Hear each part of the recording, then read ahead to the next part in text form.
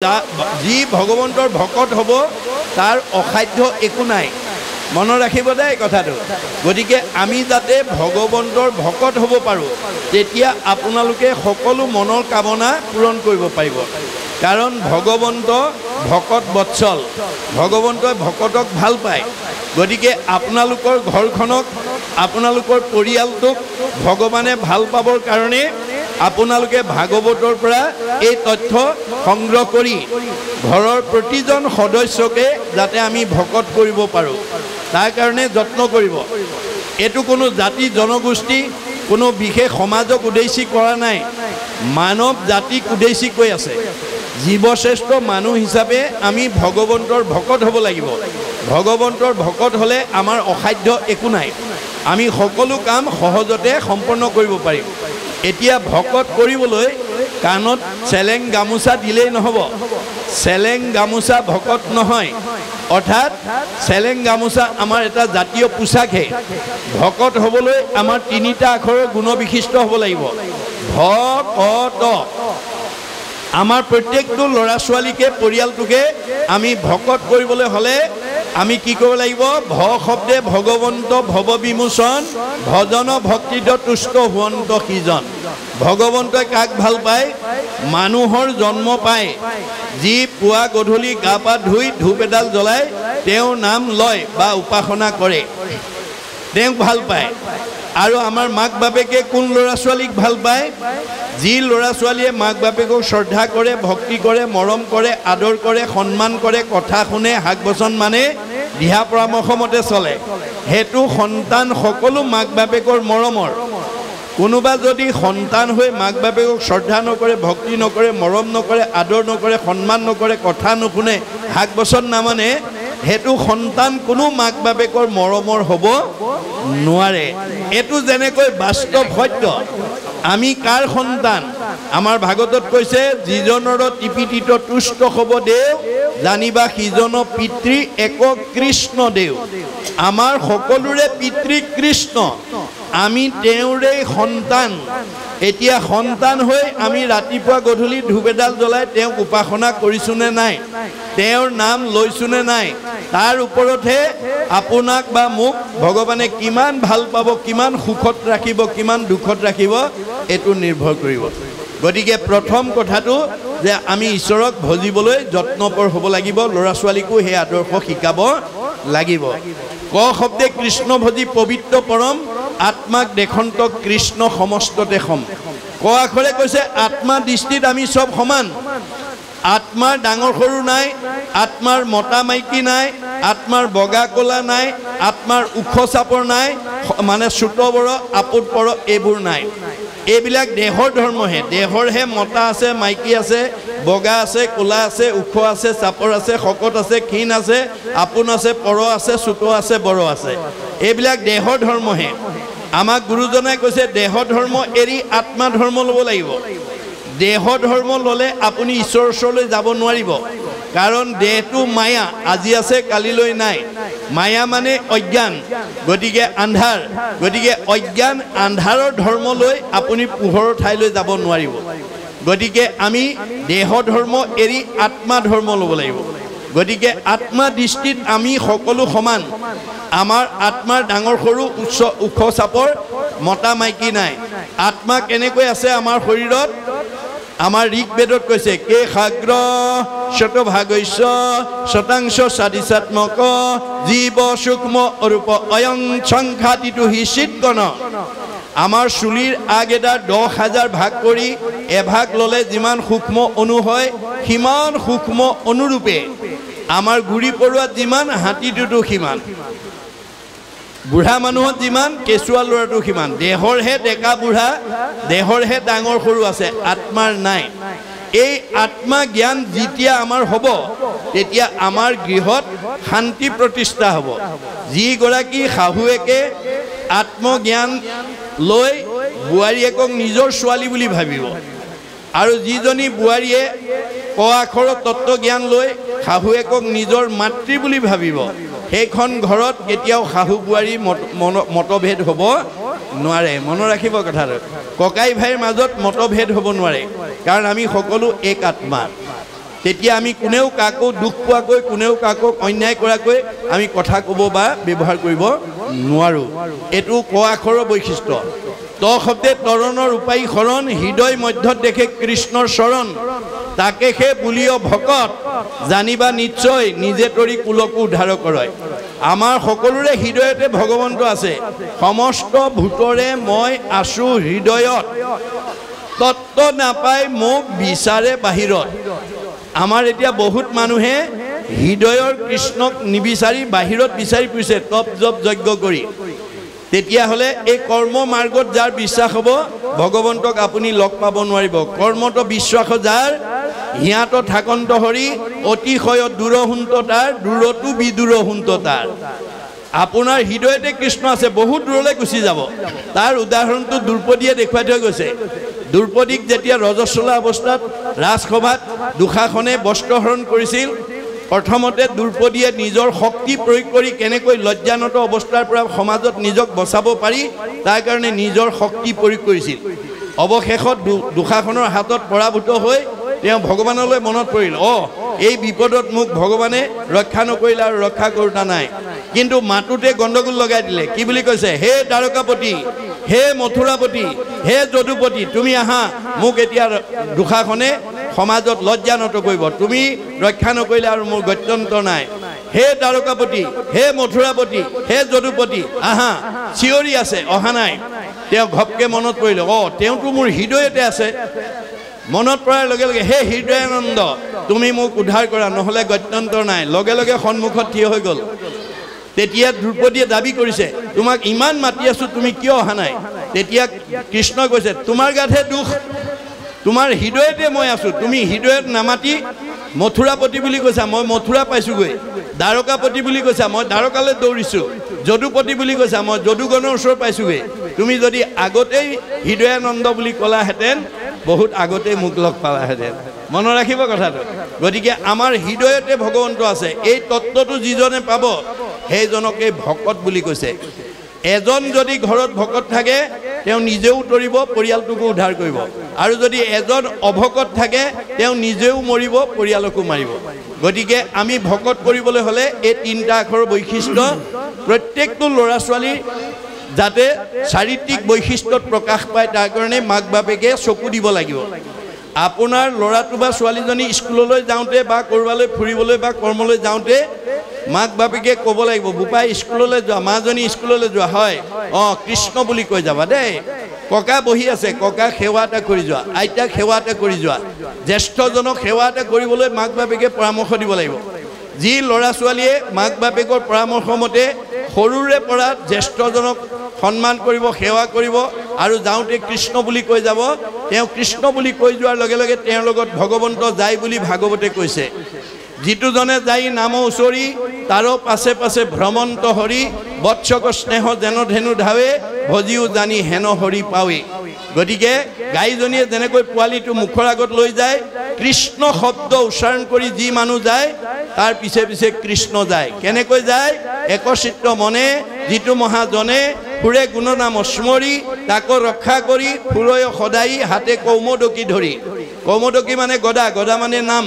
শংখ চক্ৰ গদা পদ্ম, গুৰু দেও নাম ভকত। গতিকে ঈশ্বৰৰ নামেহে আমাক তৰাব, আনে তৰাব নোৱাৰে। গতিকে ঈশ্বৰৰ নাম ল'বলৈ 1000 নামৰ পৰা যিকোনো এটা নাম ক'বলৈ, গাবলৈ, উচ্চাৰণ কৰিবলৈ আমি ল'ৰা ছোৱালীক শিক্ষা দিব লাগিব। কেতিয়া? সৰুৰ পৰা মনত ৰাখিব। গতিকে যি ল'ৰা ছোৱালী সৰুৰ পৰা ঈশ্বৰৰ নাম ল'ব তেওঁ ভকত হৈ যাব। হৰি নাম ঘোষি কলি যুগত, নিশ্চয় হুইবেক লোক ভকত। যাৰ মুখত ঈশ্বৰৰ 1000টা নামৰ পৰা এটা নাম ওলাব, যাৰ 1000 এফাকি ঘোষাৰ পৰা এফাকি ঘোষা মুখস্থ থাকিব, সেইজন ল'ৰাই হওক, ছোৱালীয়ে হওক, ডেকাই হওক, বুঢ়াই হওক, বোৱাৰীয়ে হওক, জীয়াৰীয়ে হওক, তেওঁ ভকত। মনত ৰাখিব, ঈশ্বৰৰ নাম মুখত নথকাজন অভকত। ভকত তৰিব, অভকত মৰিব। কপিলে কৈছে, কপিল বদতি মাও শুনা দেৱ হুতি, অভকতে কদাচিতো নপাৱে মুকুতি।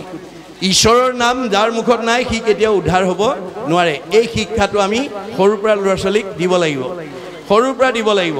কাৰণ আমি ক'ৰবালৈ যাত্ৰা কৰা বা কোনো এটা কাম কৰাৰ লগত আমাৰ কি থাকে?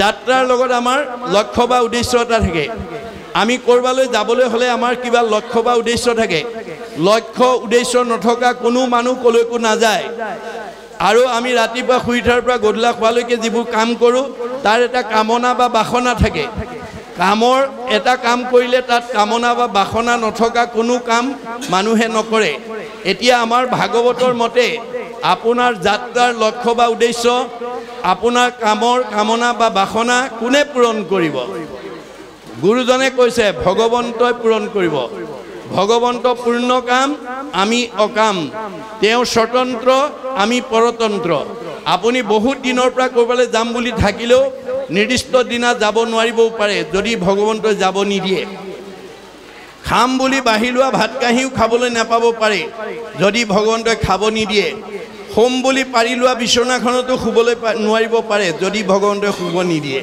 তেওঁ স্বতন্ত্ৰ আমি পৰতন্ত্ৰ তেওঁ পূৰ্ণ কাম আমি অকাম সেইকাৰণে যাত্ৰা আৰু কৰ্মৰ প্ৰাৰম্ভণিতে আমি ঈশ্বৰত অৰ্পণ কৰি কৰ্মবিলাক কৰিব লাগে যত ধৰ্ম কৰ্ম কৰা কৃষ্ণত অৰ্পণ দেৱে অপ্ৰয়াসে সিজিবেক প্ৰয়োজন তেতিয়াহে আপোনাৰ সেই কৰ্মৰ লক্ষ্য উদ্দেশ্য বা বাসনা কামনা পূৰণ হ'ব ঈশ্বৰক এৰি মই কৰিছোঁ বুলি ভাবি কৰ্ম কৰিলে সমস্ত কৰ্মক মই কৰোঁ বুলি মানে অহংকাৰ বুলি তাক জানিবা আপুনি মই কৰিছোঁ বুলি ভাবি কাম কৰিলে কেতিয়াও কামত সাফল্য হ'ব নোৱাৰে অহংকাৰ আহিব অহংকাৰে আমাৰ জীৱনলৈ পতন নমাই আনিব এয়া হৈছে ভাগৱতৰ মত আৰু অৰ্জুনে সিমানতে ক্ষান্ত নাথাকি আৰু জানিব বিচাৰিছে কি বুলি অৰ্জুনে বলন্ত প্ৰভু শুনা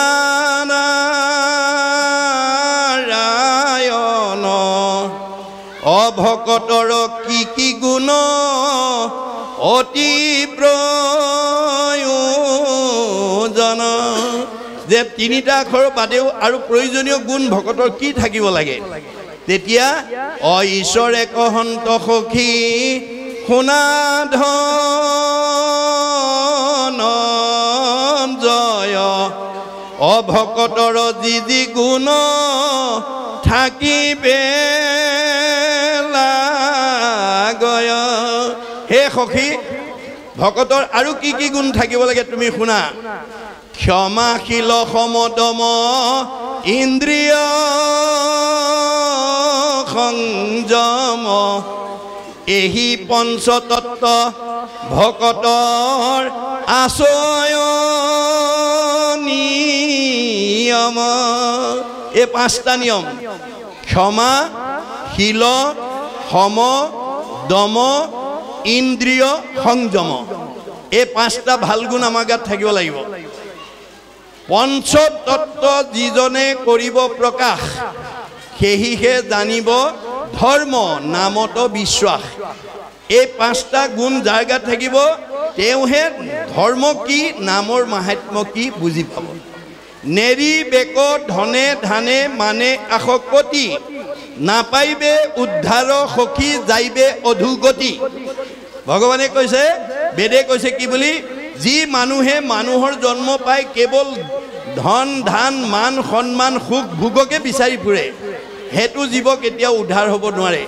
বেদে কি বুলি কৈছে ধায়ত বিষয়ন পুঞ্চ সংগস্তে সুপ্ৰজায়তে সংগাত সংজায়তে কাম কামাত ঊৰ্ধ বিজায়তে ঊৰ্ধাত ভৱতি সন্মোহ সন্মোহাত স্মৃতি বিভ্ৰম স্মৃতি ভঞ্চাত বুদ্ধিনাশং বুদ্ধিনাশাত প্ৰণশ্যতি যি মানুহে বিনাশী সম্পদৰ কামনা বাসনাৰ বলি হৈ যাব কামনাত বাধা পৰিলে ক্ৰোধ আহিব ক্ৰোধ অহাৰ লগে লগে মোহগ্ৰস্ত হ'ব মোহগ্ৰস্ত হোৱাৰ লগে লগে স্মৃতি নষ্ট হ'ব স্মৃতি নষ্ট হোৱাৰ লগে লগে বুদ্ধি নষ্ট হ'ব আৰু বুদ্ধি নষ্ট হোৱাৰ লগে লগে পথ বাচিব নোৱাৰি 84 নৰকত আকৌ জাহ যাব লাগিব সেইকাৰণে গোকুলত কৃষ্ণই বাল্যকালতে কেইবাটাও অসুৰ বধ কৰি লৈছে কাৰণ বাল্যকালতে যদি সি অসুৰকেইটা বধ কৰি নলয় তেতিয়া অনাগত 7-8 বছৰ বয়সত তেওঁ গোপীসকলৰ লগত মহাৰাস কৰিব নোৱাৰে গোপীসকলৰ লগত কৃষ্ণই যেতিয়া মহাৰাস কৰিছিল তেতিয়া তেওঁৰ বয়স আছিল 7-8 বছৰ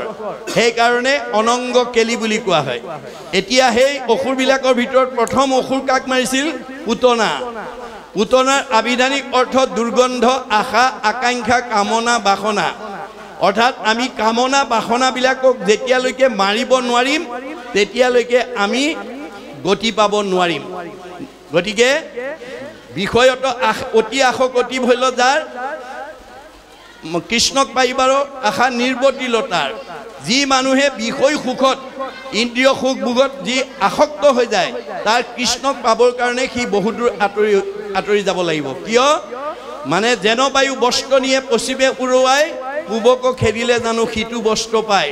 বতাহে আপোনাৰ গামোচা বা চেলেংখন পশ্চিম ফালে উৰুৱাই নিছে, পশ্চিম ফালে উৰুৱাই নিয়া গামোচাখন বা চেলেংখন পাবৰ কাৰণে যদি পূব ফালে দৌৰি থাকে কোনোবা দিনাখন জানো পাব?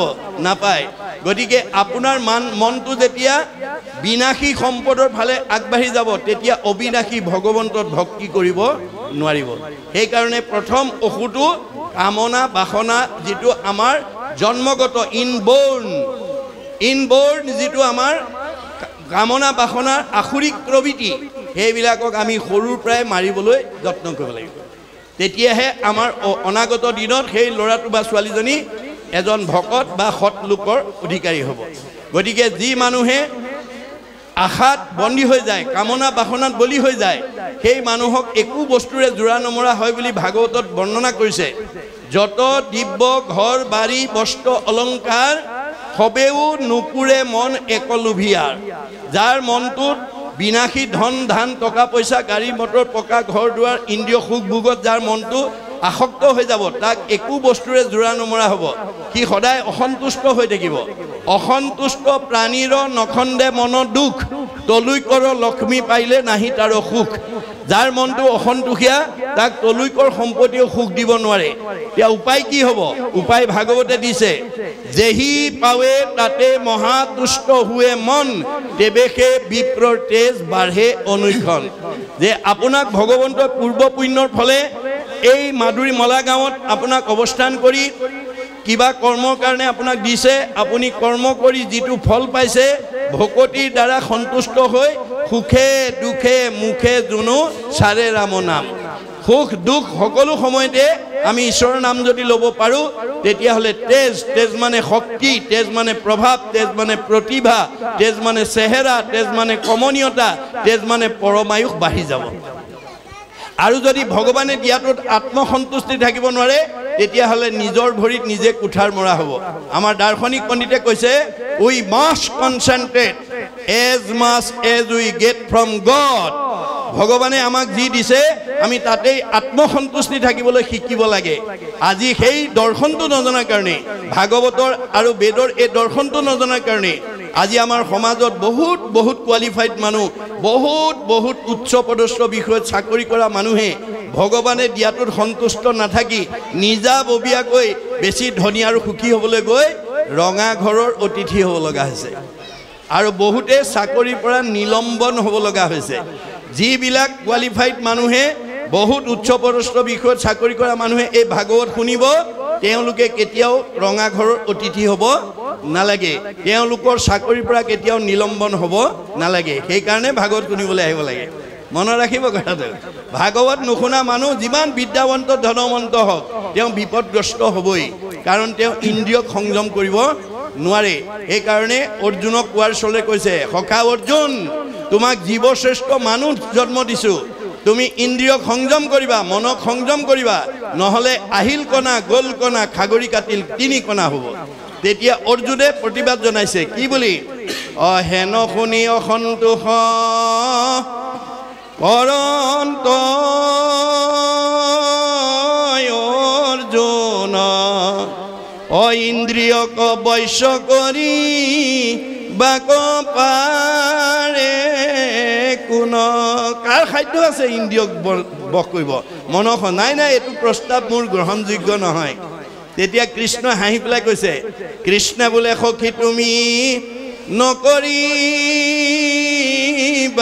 ভয়, অভ্যাসতে ইন্দ্ৰী বৈশ্য আপুনি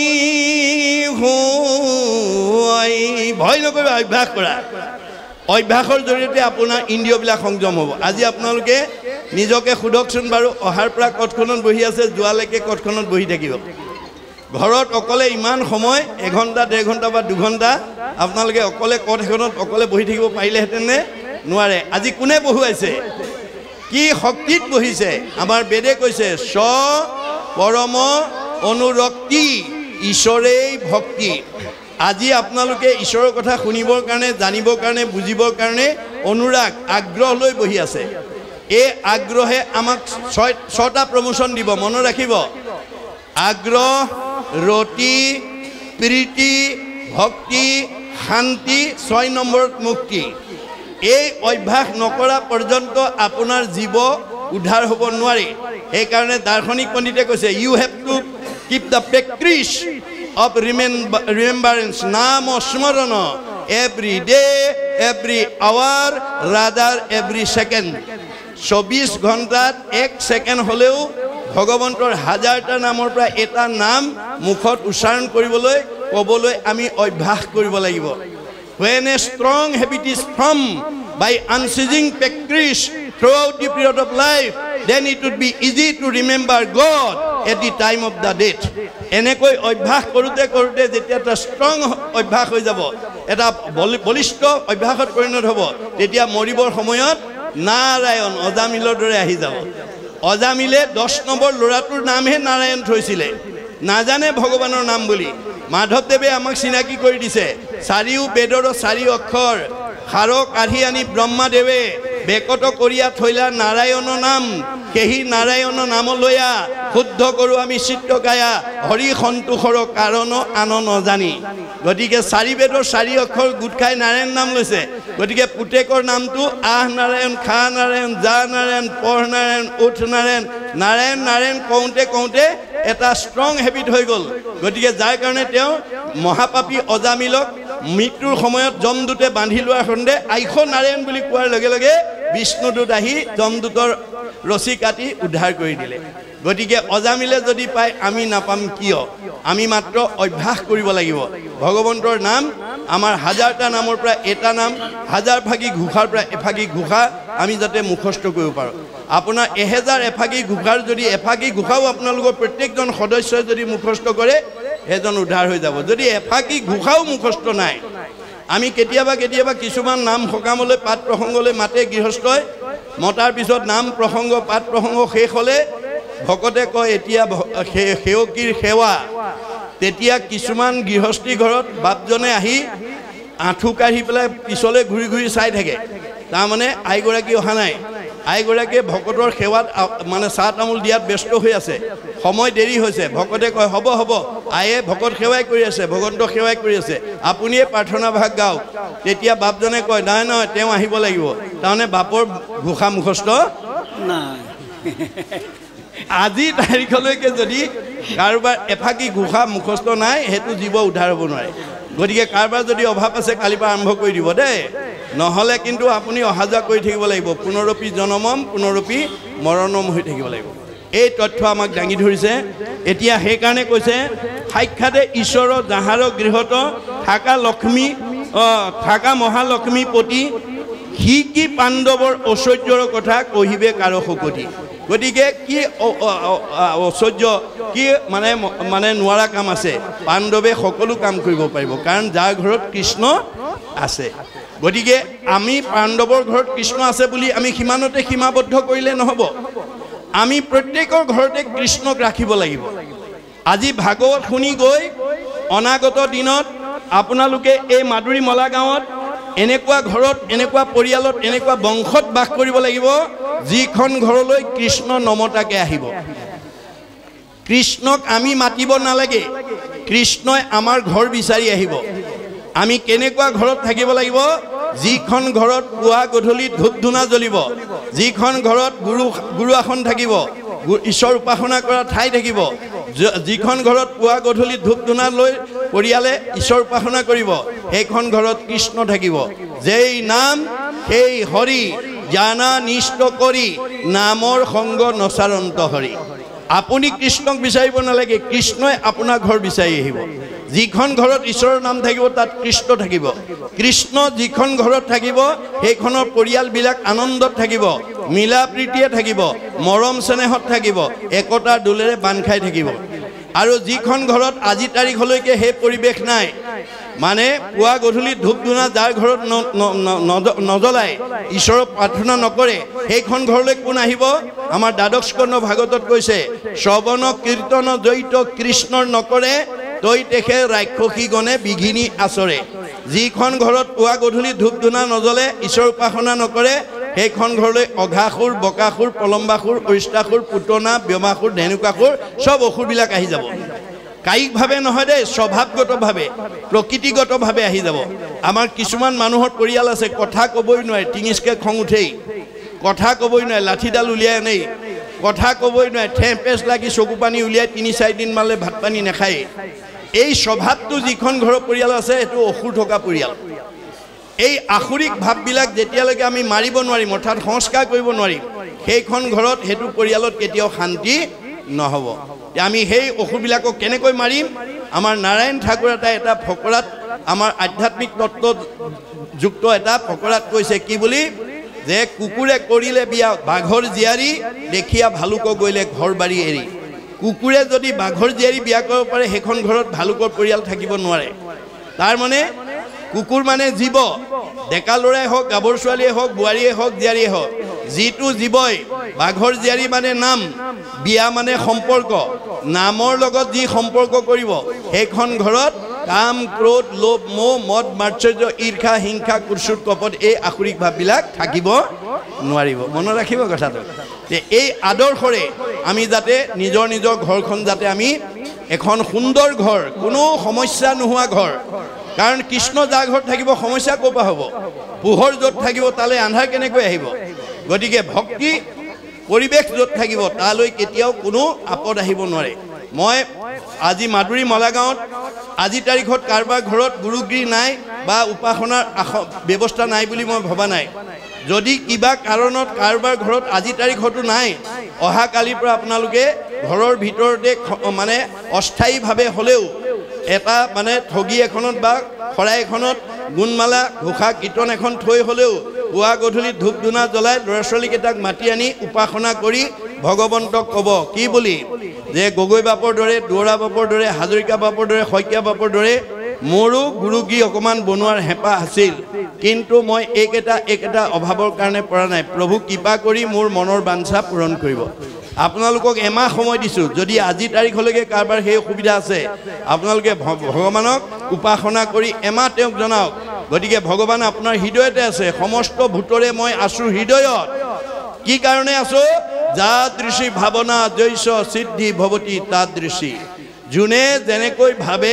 তেওঁৰ মনৰ ভাৱনা তেনেকৈয়ে পূৰণ কৰিবৰ কাৰণে মই হৃদয়তে আছোঁ এতিয়া আপুনি ভাবিছেনে নাই গুৰুগৃহ অকণমান বনাবৰ কাৰণে যদি নাভাবে ধন টকা পইচা থাকিলেও নোৱাৰিব আৰু জীৱকেইটাক উদ্ধাৰ কৰিব নোৱাৰিব মাধৱদেৱে ঘোষাত লিখিছে হৰি গুণনাম শ্ৰৱণ কীৰ্তন ভজিও হৰি চৰণ মনুষ্য হুইবাৰো এহি মানে মাত্ৰ জানা নিজ প্ৰয়োজন আমি যে জীৱশ্ৰেষ্ঠ মানুহ হ'লোঁ আমাৰ প্ৰথম কাম হ'ল ভগৱন্তক উপাসনা কৰিব লাগিব ভগৱন্তৰ গুণনাম ল'ব লাগিব যদি আমি মানুহৰ জন্ম লৈ ঈশ্বৰৰ উপাসনা নকৰোঁ তেতিয়াহ'লে আমাৰ জীৱকেইটা উদ্ধাৰ হ'ব নোৱাৰিব কি হ'ব এই তিনিটা লেয়াৰৰ ভিতৰত অহা যোৱা কৰি থাকিব লাগিব পুনৰপি জনমম পুনৰপি মৰণম পুনৰপি জনমম পুনৰপি মৰণম হৈ থাকিব লাগিব গতিকে আমি এই ৰাজসুই যজ্ঞৰ পাণ্ডৱৰ যিটো ৰাজসুই যজ্ঞৰ সম্ভাৰ দেখি সবে আশ্চৰ্য প্ৰকাশ কৰিছে যেনে এনেকুৱা ৰাজসুই যজ্ঞ কোন মানে ৰজাই পাতিব পাৰিব